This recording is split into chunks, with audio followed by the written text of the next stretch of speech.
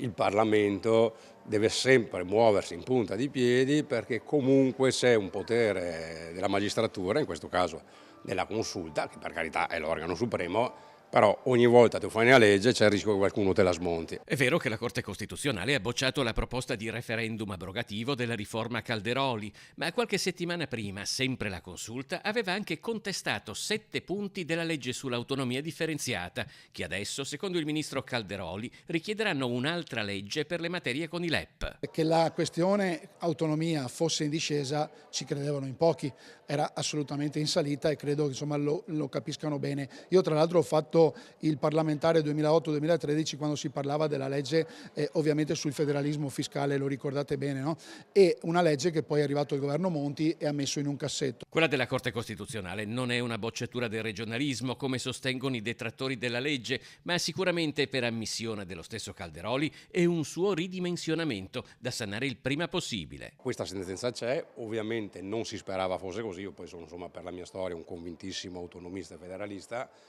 però bisogna prendere atto della sentenza, legiferare il più in fretta possibile per modificare di nuovo la riforma e ripartire con l'applicazione. L'obiettivo è arrivare ad una nuova legge entro la fine della legislatura, un lavoro a tappe forzate che Forza Italia però non è disposta a fare per un altro tema, il limite del secondo mandato. Io credo che il terzo mandato sia chiuso, io ho un rapporto buono, lo sapete, insomma, con il Presidente Zaia, sarebbe il quarto mandato, credo che dal punto di vista legislativo questo non sia più il tema. Tutti i paesi occidentali, basta parlare del Presidente degli Stati Uniti, Presidente della Repubblica, insomma, c'è un limite ai mandati, che non vuol dire applicarlo a Luca Zaia o a Flavio Tosi quando era sindaco, vuol dire che chi gestisce il Parlamento, il legislatore, decide dei limiti per evitare le concentrazioni di potere.